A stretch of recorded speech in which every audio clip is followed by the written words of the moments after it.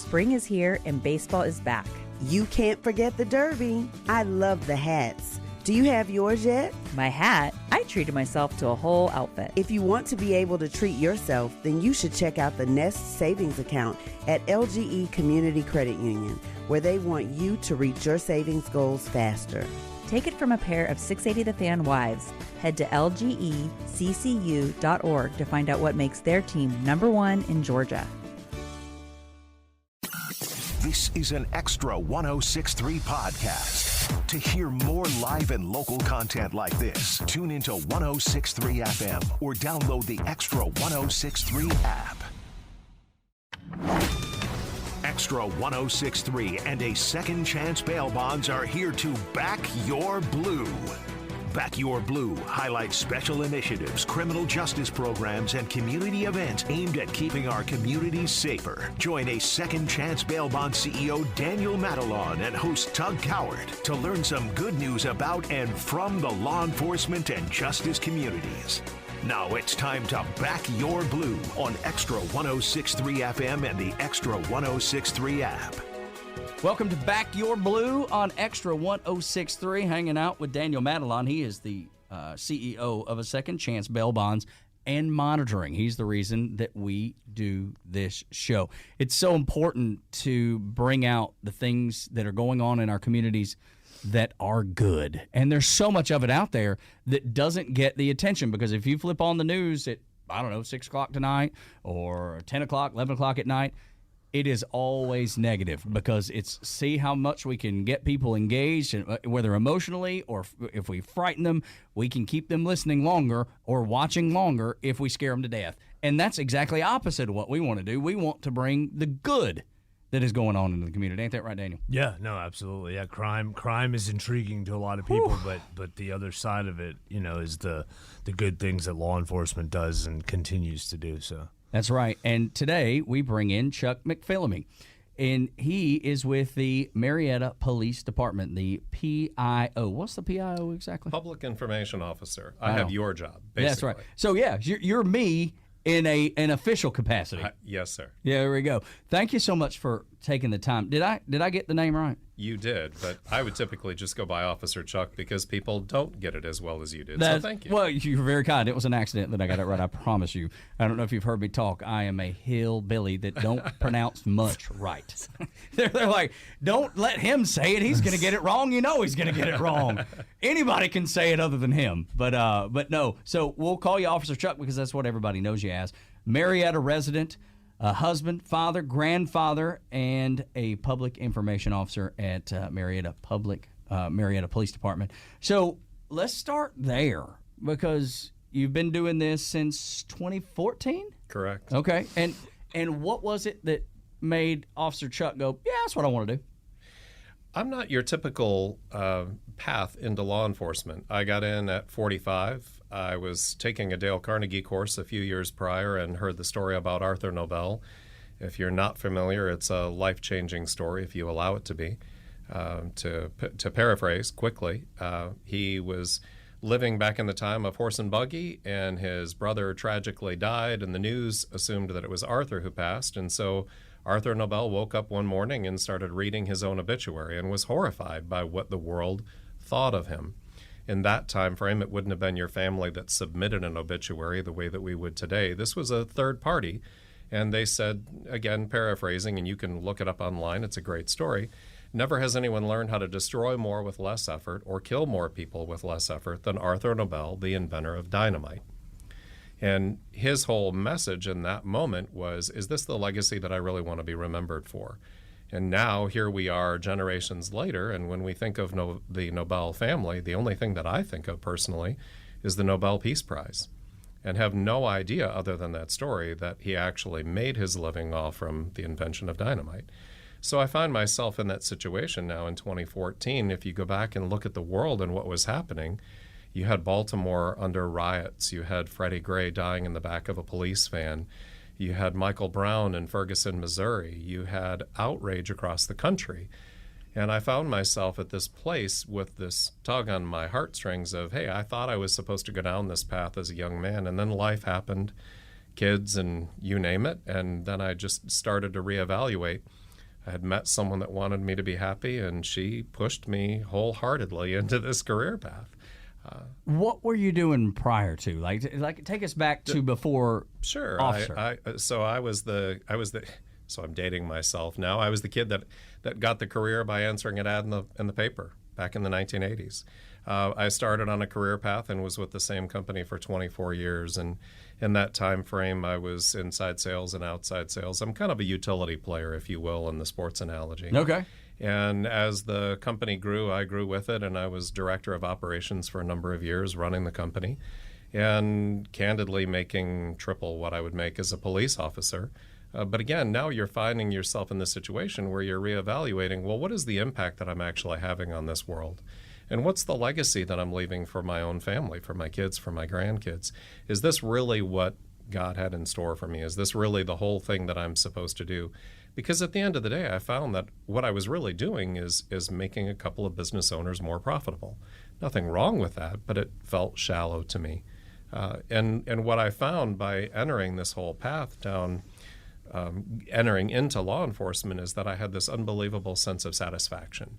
Of you call because we need you. The program itself, I think, is fantastic that we're doing today, because you're right. So many of the different things that we see on the news, it's only when the police got it wrong or a member of the community got it wrong, and there was controversy for us to be frustrated about.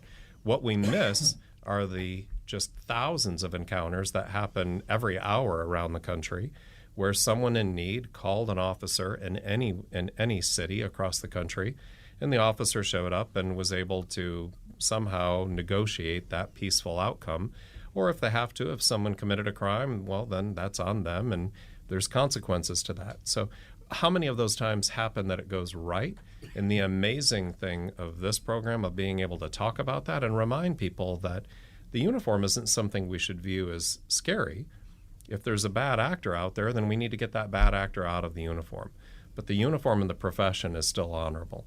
And to me, that's the excitement that I had when you reached out to say, hey, can we talk about your story? Yeah, Daniel, and that's the whole point of the show, right? As we started it. And I'm sure you've seen this up close and personal hundreds of times. Yeah. Yeah, no, absolutely. What is it that you see, especially from your point of view, when you see interaction between the public and officers? I know you've seen the best, and I know you've seen the worst. What is it that you see that relationship is at this point? Well, I think there's been progress, right? I mean, but then you had the Atlanta City training, the law enforcement training facility where the riot started, and they were trying to destroy that, and that was disheartening in many ways, because it's like, look, we cried for proper training. Well, now they give you a vehicle, and then now you don't want it. So it's like, which one is it? But I think there's definitely progress happening, and I'm a huge supporter of law enforcement, just because I believe in what they do. And look, I think it's important for communities to have that, and also go get to know your law enforcement agency, your local agency that's around you. City of Marietta holds a big place in my heart. That was in March of 2007. That was the first agency that I wrote a bail bond for, in March of 2007. Officer Langley, I don't know if you remember Tony Langley, Officer Tony Langley, but I'll never forget Officer Langley, because he literally just helped me. And I was a kid. I didn't know what the heck I was doing, but he literally took me in and kind of showed me the way. So I've always been a huge fan of Marietta Police Department. So absolutely, man. I think it's great. And kind of to your point about the Atlanta Training Center, going back to the bad actor, because that's what it looks like to me, right? And you can tell me what you think, Officer Chuck, is and I know it's different municipality, and you don't have to speak on it if you want, but that's what it looks like, at least to me, civilian guy that just sees it from a distance. It's like, you asked for it, we gave it to you, and then now bad actors are in there trying to maybe stir the pot a little bit. Well, it isn't our jurisdiction, and I can't go into the details of it because I simply don't know. I'll tell you, as a resident of Marietta and of Cobb County, watching this play out, I think it's telling when you start looking at where these individuals are that are causing all of the problem. When you look, there was an interesting article in the AJC where it had mugshots of the different protesters that were being arrested and the states that they came from in order to come pull this Only off. like one or two from Georgia. As I remember, yes. So that in and of itself is telling. So, I mean, we would be just foolish to think that there isn't a group out there that just truly doesn't like law enforcement. I think the reality is that no matter what you said you were going to do, if the argument was that we're in this particular case, this department was taking down too much forest, well, then it would be that it's too close or it's too far away, or there's always you can always find something. Yes, there's always going to be a reason to. And I think for your listeners right now, if they're listening to the program, they probably find themselves in the core group of people that prefer to be able to know that someone's there if they call 911 and they want some semblance of law and order. They may not necessarily love the police, but they don't hate them either. That's probably your average listener hearing us right now. And I think it would be interesting to just remind them that we are in the majority. We're just the quiet majority. And what we're listening to are the few little splinters that come out that can cause division between us. And candidly, the media itself, the nightly news, is a for-profit industry. That's right. And I'm not saying that to be derogatory. I'm just reminding your listeners that, right. And if you found yourself now in 2024, like I have, getting wild alerts on your phone, that's clickbait. Why do I say clickbait? Because every time they can twist a story that I, as a public information officer, we had an incident, I arrested the criminal, I took them to jail. Well, that's not how it's going to appear on your phone, because that's boring and you won't click it. And that doesn't lead to more traction on their website, which means they can't charge a second chance bail bonds more money for the advertising block on that app.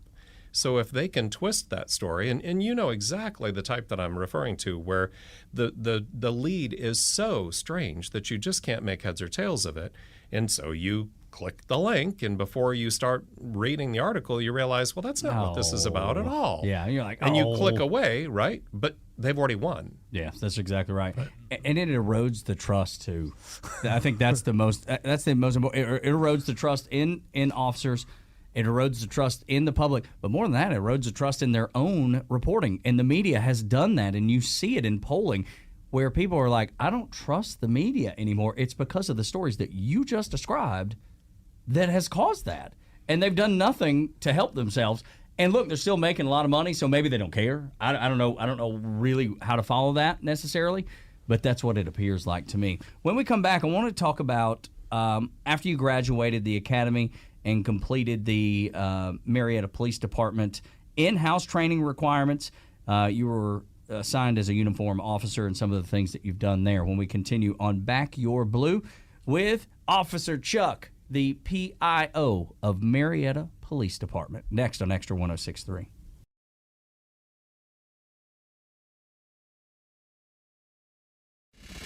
This is Back Your Blue, presented by A Second Chance Bail Bonds, live on Extra 106.3 FM and streaming for free anytime on the Extra 106.3 app. Welcome back to Back Your Blue on Extra 106.3, along with Daniel Madelon. He is the CEO of A Second Chance Bail Bonds and Monitoring.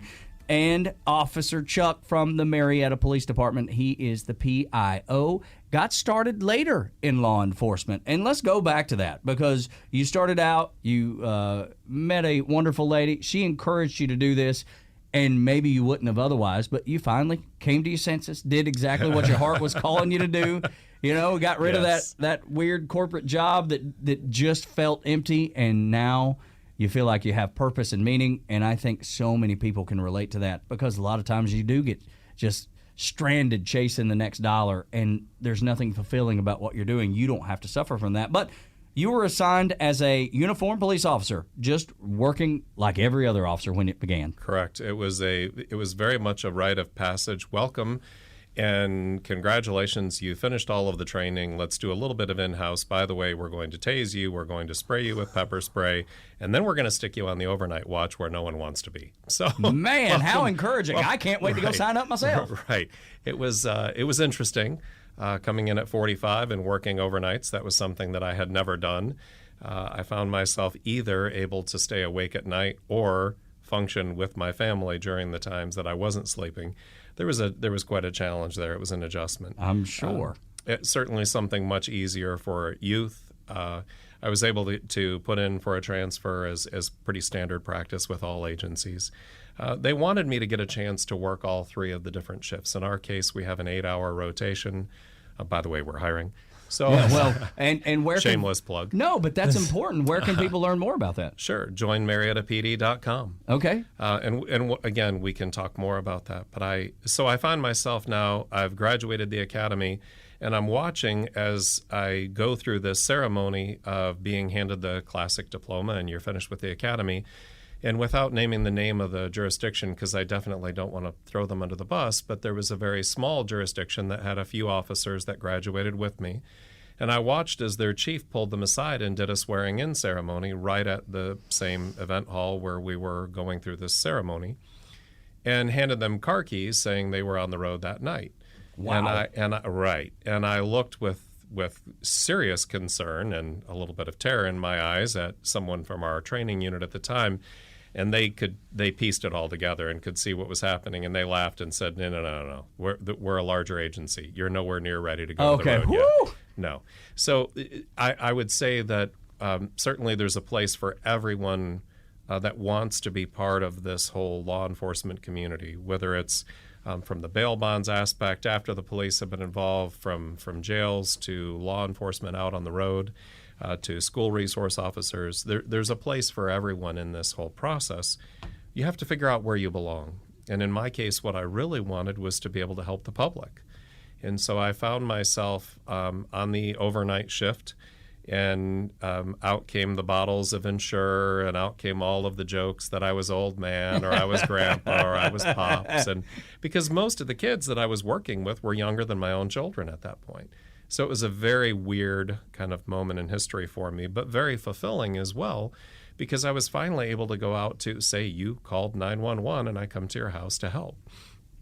There was a sense of peace and reward that you get out of that, and being able to work through situations. And I think it also changed some of my coworkers' opinions of what to do with some of those calls, because again, the industry as a whole, the career path, is typically one being filled by 21-year-olds. And I don't know about both of you, but at 21, I was convinced I knew it all. I didn't know much at all.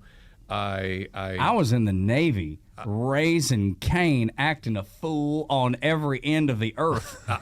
You know? So I thank you for your service, and I appreciate my freedom. But yeah, I would not, me personally, just speaking candidly, I would not have made a good officer at 21. I just wouldn't have. Good Lord works in mysterious ways, I hear. Yes, he does. Yes, he does. And I'm very grateful those paths were delayed until it was the appropriate time.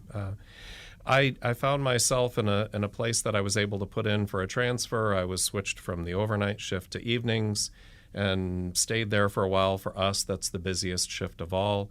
My body clock and just the way that I function and the way that I talk, I was used to business. I was used to sales. I was used to the 9 to 5. And so when the opening became available, I put in to go to the day shift. And right as I really felt like I was hitting my stride, out came several anecdotally funny letters, including one that said, paraphrasing, I just want to say to my supervision, I just want to say thank you for the way that Officer Chuck arrested my friend. Right. It's a bizarre thing to say. Correct. It led to an award that's on a bookshelf behind my desk, because they just couldn't stop laughing over it, the command staff, and accused me, was I writing my name on $5 bills? Like, how was I doing this? Right. But Mom was right. Treat everybody the way you want to be treated. And so I found myself in these situations time after time after time where someone has done something wrong and the handcuffs have to go on. My statement went something like this: relax, listen, there's a consequence to your actions. You don't need more charges. I'm not trying to jam you up. Just let me do my job. And before long, they're now in cuffs. I've got them calmed down. They're in the back of the car for whatever the charges were. And then that led to the next question of, well, what are we doing with whatever the property was, or is there a vehicle involved? And in this particular case, he's a young man, and he has spent a tremendous amount of money retrofitting and updating and making this old Caprice as as gangster cool as he possibly can. Okay. So you get the visual. Yeah. And I'm looking at it thinking, I don't want and we have a fantastic relationship with Marietta Wrecker, and they've never had any issues. But honestly, I'm looking at this car and all of the aftermarket stuff on it thinking, this is going to be a challenge even for Marietta Wrecker. Do I really want this on a tow truck? Is there somebody we can call? And so sure enough, his boss comes to pick up his vehicle, and he's the one that wrote this letter. And it wasn't just that. It was, again, and if anybody gets credit for any of this, it's just the way I was raised by my parents. The reality is I was treating people the way they wanted to be treated. And as you said earlier, there has been change within law enforcement. That, even though it shouldn't seem so different, that seemed so different that people were standing up and taking notice and saying thank you, overtly saying thank you. Which quickly led to, wait, we think this guy is actually likable and he can talk. We should make him the spokesperson. And that came in 2017, and Correct. Customer service was all behind it. And basically the story that you described is why now retired Police Chief Dan Flynn said, he's our guy. Correct. And for the first year or so, mind you, I'm now 46, 47, and I'm frustrated because I've finally gotten through the academy. I feel like I'm where I'm supposed to be. And all I could say was sort of with a scrunched face, I'm honored. Like, because you didn't want to do it. I didn't want Which to be the is really spokesperson. surprising from my perspective, because it seems so hand in glove. It seemed like it would be the biggest honor in the world. I get it now. I do. Oh, I yeah, do. I'm sure now. Yeah, hindsight being 2020. But I also, so the same, my wife, the same woman who pushed me into this whole career path, when I called her to say, okay, well, I just got this weird call out of left field. They want me to be the spokesperson. Without hesitation, tell them no. Yeah, really? And she said, you're finally where you're supposed to be. This is what you're supposed to do. Like, you keep coming home with all of these amazing stories. And I remember saying, honey, I don't know that I can say no. This I don't is get the option. Right.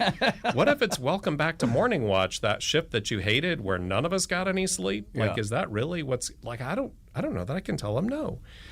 And so in a funny, just God opens doors and closes Amen. doors accordingly, right? I hang up the phone with her. I walk down the hallway, and our acting deputy chief, Jake King, I didn't know his name. I knew his face. I'm the new guy. I've only been there a couple of years. There's 200 people between civilian and sworn. I'm not in his chain of command. I'm not around him. So I recognize his face, but I don't know him from anyone off the street. I'm trying to get down to my car to try and figure out, what am I going to say to this? Like, am I taking this? Am I not? Do I dare say no?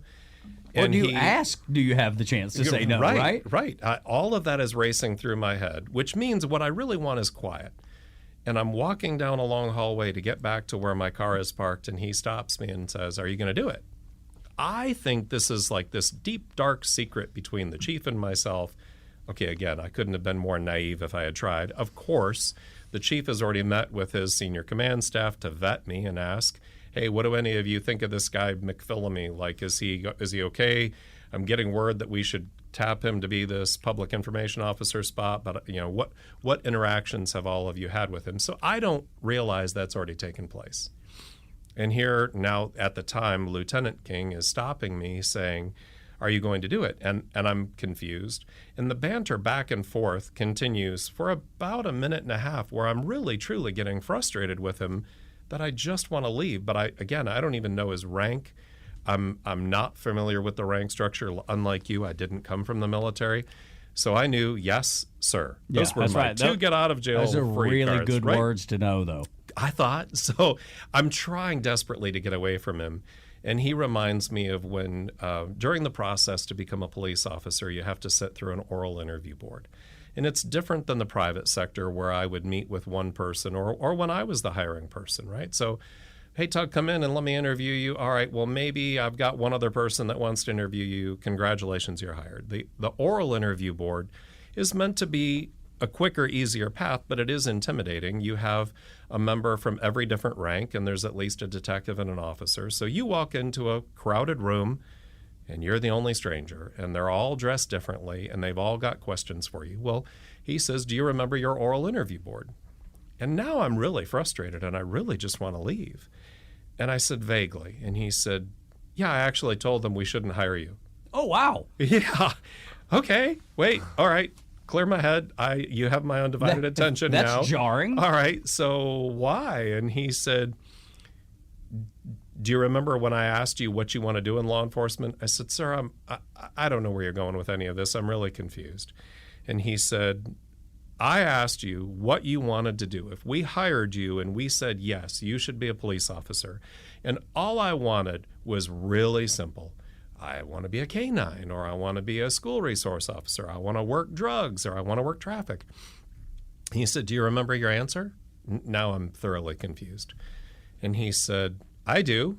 He said, you said, after waiting a second, you know, you were coming at this later in life, and it always frustrated you as the guy running the company when some young kid would want to take a career path, and you knew full well that it was the wrong path. And if he would just listen and go down the right path, life would be so much easier and he'd be more successful.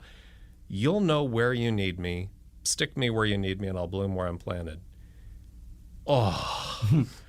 Okay, it comes flooding back, and yeah, I remember saying all of that. And now we need you. So now So now I've got frying pan eyes as I'm horrified, remembering all of this. And he said, so let me ask you again, are you going to do it? And I squeaked out with like cracking voice, like I'm going through puberty again, apparently. Yeah, right. And walked back and called my wife and said, I think I'm supposed to take the job. And she's like, we just hung up the phone 5 minutes ago. What could have happened? Correct. So it talk about one of those times where he just moves in mysterious ways that it was very obvious to me, all right, this is where I need you.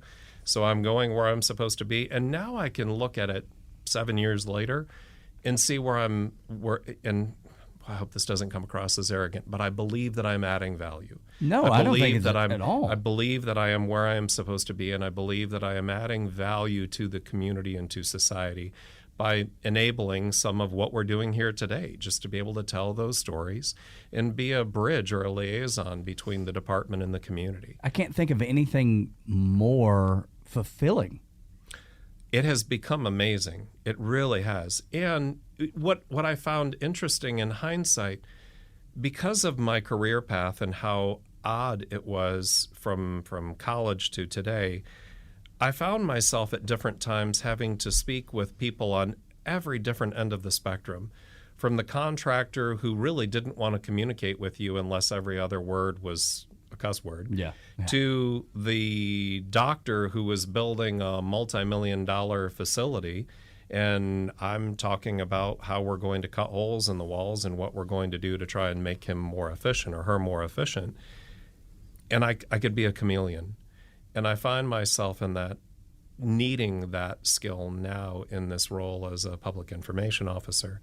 Because on any given day, before scheduling this meeting today, I would have been at a business association luncheon, because I speak business and I speak their language. And it would have been to answer questions that came up or concerns from the business owners in and around the city, whatever their concerns are, whether it's from someone is tampering with their door overnight, or they're having issues with a transient person that's somehow loitering or staying on their property, any number of things. But I understand it from their perspective, where the average police officer who's now in their 50s got into this while they were 21, 22, and candidly, they're not looking at it from that lens. And as a business community, there's a very different path of, what do I need? How do I need to get there? What is my goal? You know, at the end of the day, my guess is most business owners listening to this, their biggest thing every week is payroll. Yeah. Payroll, right? Yeah. And recruiting and retention, which we also deal with on a public sector, but from recruiting and retention to payroll. And at the end of the day, if you have an issue where you have to call the police, candidly, you really just want to be able to say, all right, check the box, it's done, they're going to handle it. And if that young officer comes out and doesn't understand what it is that you need, that can be mind-numbing for a business owner. Why am I having to explain to this young guy how to do, or man or woman, how to do their job? Like, just go do your job. And that's where some of that trust can erode if we're not taking care of that. No doubt. No doubt. And Daniel, I would imagine, what y'all do at a second chance bail bonds and monitoring is the same thing. Add value. And, Yep. and it has to be fulfilling, just like Officer Chuck's talking about. Right, which is what kind of led us to providing resources for these people. And I'm like, it's easy to get somebody out of jail. I mean, we all provide the same service, so what's going to make us different? And early on in 2007, that was part of the core values and the mission of a second chance was to get beyond that it was bigger than bail bonds. So Yeah, I just think what both of you do is extraordinary because you are making the community a better place, a safer place, and giving opportunity to maybe people that wouldn't have had opportunity before, and showing people the way.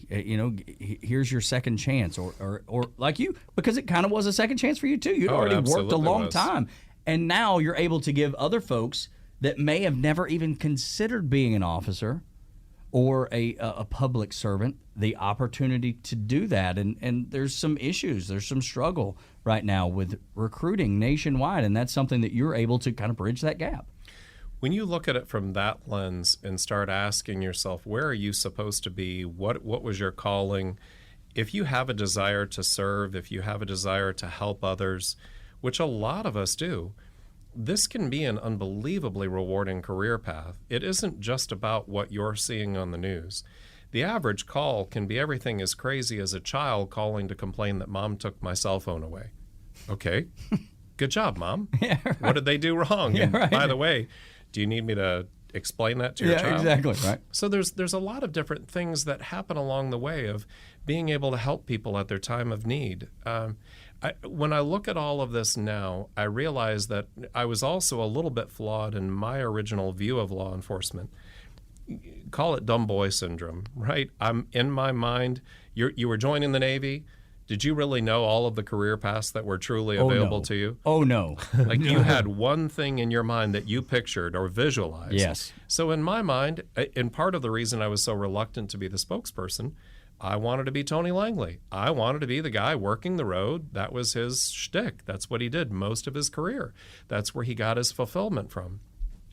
I had no idea that you need officers specifically in the school, that you need officers that are trained specifically to do undercover work, that you need officers that are trained to be detectives, that there's so many different career paths without taking the whole show to talk about each one of those, that when you're looking at this now as someone listening to this, it doesn't matter where your heart is at this moment. I'm going to tell you that if you're brave enough to answer that call, metaphorically as well as like, am I answering the call for 911 or am I also answering that call tugging at my heart?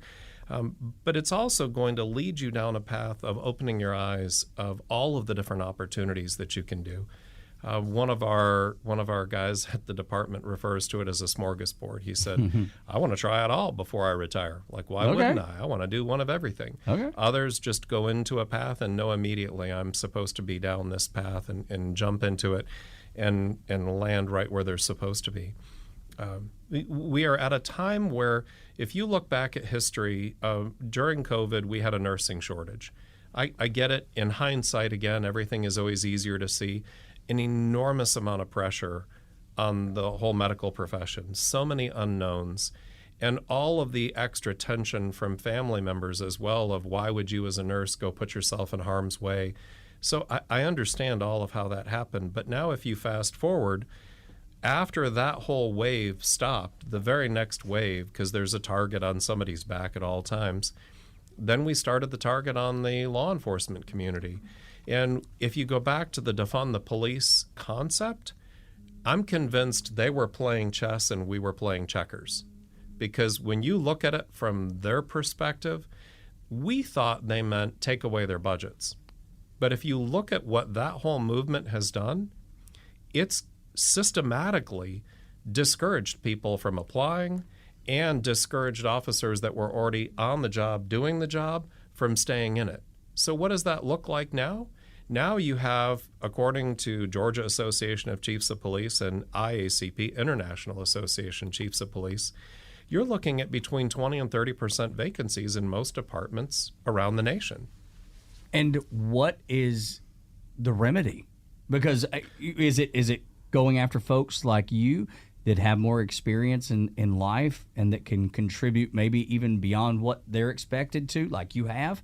Or is it the young folks coming out of high school or just graduating college that maybe have never entertained this because they've been, misled in some way about what police officers actually do? Well, I think it's all of that, but I think the way that you fix it is to change the persona.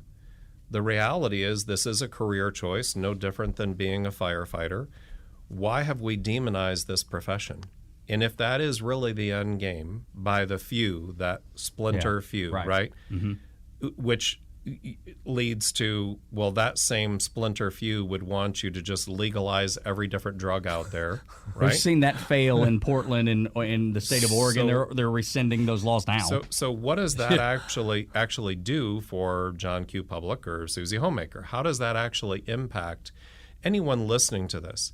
And I think the reality is, unless you want that purge mentality of this is just we're all going to go out with guns and start attacking each other on the streets, you need some semblance of law and order. And in order to pull that off, you're going to have people willing to put on the badge and represent it. And if you're looking at it from that perspective, then really the next question is, if not me, then who? And if not now, then when? We'll continue with Officer Chuck. He is the Marietta Police Department's PIO, Public Information Officer, and I want to talk to you about the Public Safety Ambassador Program next here on Extra 106.3.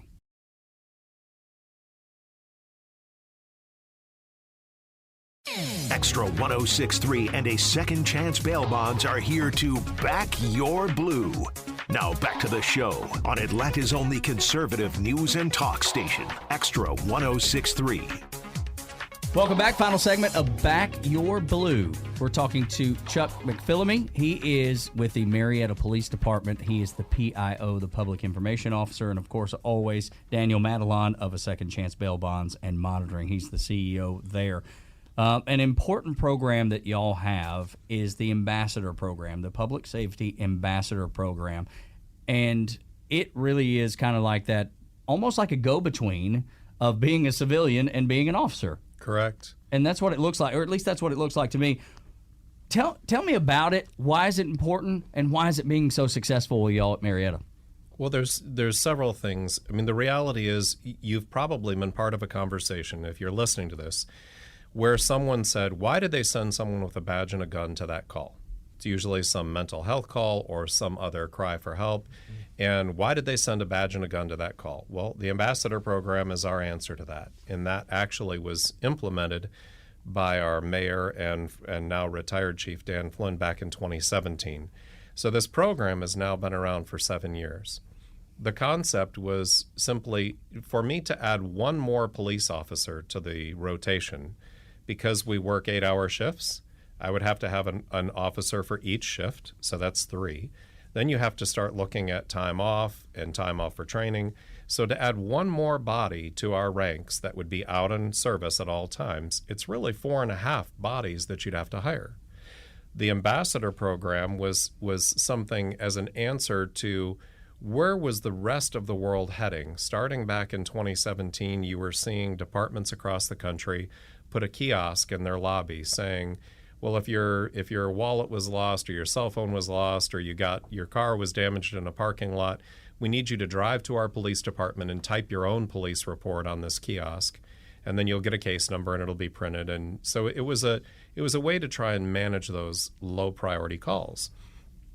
Now you have the Ambassador Program going the polar opposite. This is almost like the Chick-fil-A version of policing. Okay. Instead of Which is now, usually a real success. Chick-fil-A correct. does everything correctly. Right? So now instead of you having to go type your own report or download a form off the internet and type your own accident report, now we're going to send someone out that really wanted to serve the community but didn't know if they had it in them to go running towards gunfire. So now we have paid full-time positions, full benefits, pension. We have individuals that are coming in to be ambassadors. And we chose the word ambassador specifically because of just what it represents.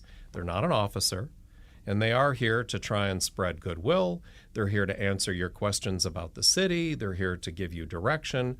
How many times with a radio have you seen where we've had a major traffic incident and you watch the blue light special of the police trying to figure out what they're doing with, does someone need to be charged?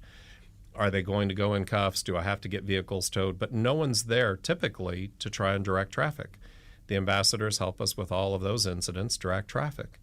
So they're there in a capacity to try and support the police department, and that has really truly changed the way that we police in a fantastic way. Because now those that want to be that gun toter, for lack of a better term, now they can go out and actually look for crime and actually prevent crime or deal with it as it's happening, because they're not having to go handle all of the lower priority calls. Which are still important. Correct. Very important. Listen, if it's my wallet that's missing, I'm incredibly stressed. Yeah. And I'm trying to figure out the process. I'm probably not thinking clearly.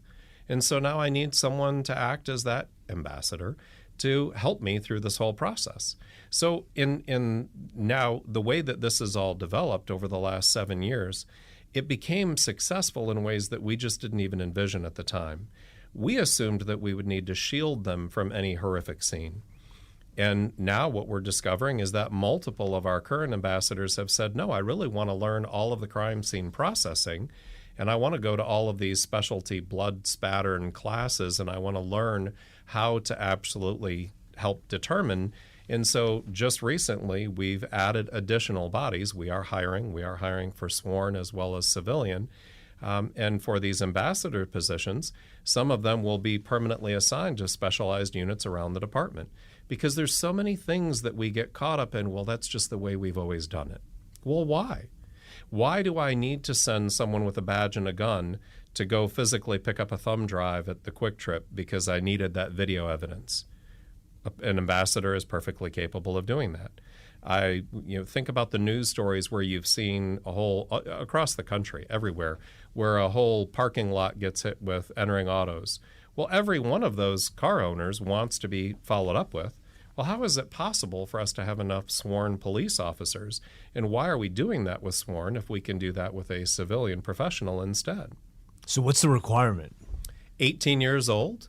At 18, you and not having a suspended license within the last 7 years, no major drug use. So we're going to do a background on you the same way that we would for a police officer. And if you meet the basic criteria of that, we're able to now bring you in as an ambassador. It's been fantastic for us, and we've seen it now being replicated. Cobb County is starting a similar program. Duluth Police Department contacted us. They've just started the same one. I think just within the last few weeks, they've hired their first. Ackworth is looking at doing a hybrid version of that. And so all of these different agencies are seeing the value, because at a time where everyone's looking to hire, including us, it's so much easier to get someone who's willing to come in and be an ambassador and not carry a badge and a gun than it is to go the full length and say, yes, I'll become a sworn police officer. So is it a full work week? I mean, are you committing 40 hours? Or full-time, 40-hour job. Gotcha. Full benefits. The city has amazing benefits. So we've got some guys that have come to us, men and women, who they're coming in as a retirement career because the benefits package is so fantastic. So they're coming in, getting a pension from another agency that they've retired from, and now they're doing this as a second career. We're also capturing that 18-year-old. I don't know about either of you, but when I was 18, I could not wait to get out of mom and dad's house. I needed that job that would pay for it, right? This now gives me that career path. So now I can capture you at 18. I can get your foot in the door. You're learning the radio. You're learning how to write reports. You're learning our whole system. And then when you get old enough, now you can switch over into that sworn position, apply for it, and move within it. And it doesn't affect your pension. It doesn't affect any of your benefits. You end up with that pay increase going to the sworn police officer. So this is now a direct path for young kids to enter in. And this is something that you can participate in, no matter the age. Like you said, 18, or this is a second career. So, our oldest is 74 years old. Let's go. I don't know how he's doing it, but he is healthy and spry. John, I love you for it. I don't know how you do it. I don't know that I want to work at 74, but he wears it proudly. I say Good that for with him. His blessing. Yeah. I am great. Yes, it's a fantastic program. That is awesome. How do folks learn about it? How do folks learn about any of the positions you'll have at Marietta? JoinMariettaPD.com. You can email us, joinmariettapd@mariettagA.gov, or go to our website on the mariettaga.gov and look under the employment opportunities. That's the city's site. It'll take you into a portal. Or you can go to our joinmariettapd.com, and that'll have videos as well as testimonials. We are at a place that it is incredibly exciting because we are seeing a resurgence within our own ranks. We had 5 new officers start this morning. Their orientation with Human Resources was this morning. We are on track that we are headed back in the right direction to refill our ranks. And I would really encourage anyone listening to this, no matter your age, there's a place for you on the bus. Get on the bus and be part of the solution. There you go. Chuck McPhilamy, Officer Chuck as he's known, Marietta Police Department PIO, Public Information Officer. Make sure you find out about how you can do just like he did and do good in your community. Perfect opportunity. Thank you so much. My pleasure. And, of course, Daniel Madelon, thank you, man, for making this whole show happen. This is Extra 106.3 and Back Your Blue. This is an Extra 106.3 podcast. To hear more live and local content like this, tune into 106.3 FM or download the Extra 106.3 app. Spring is here and baseball is back. You can't forget the Derby. I love the hats. Do you have yours yet? My hat? I treated myself to a whole outfit. If you want to be able to treat yourself, then you should check out the Nest Savings Account at LGE Community Credit Union, where they want you to reach your savings goals faster. Take it from a pair of 680 The Fan wives. Head to lgeccu.org to find out what makes their team #1 in Georgia. Hey Atlanta, Hudson Mason here. Is a new roof still on your to-do list, but you've been delayed due to rising home service costs? Well, here's a fantastic solution from Accent Roofing Service. 0 down, 0 payments, and 0 interest for a full year. That's right, you can get your new roof now and start paying next year. Act quickly because Accent's incredible offer of 000 with a 12-month deferred payment option for a lifetime roof system isn't going to last long. Contact the craftsman at Accent Roofing Service today, accentroofingservice.com. Hey homeowners, Southern Exteriors is your go-to for top-notch exterior services. From roofing, siding, windows, and gutters, you name it, and you get immediate service. Plus, their in-house warranty division means peace of mind for years to come. From leaky roofs to faded siding, trust Southern Exteriors for a quick, lasting transformation. Call 877-9-SOUTHERN or visit them online at southernexteriors.co. Southern Exteriors, quality and precision you can rely on for over 20 years.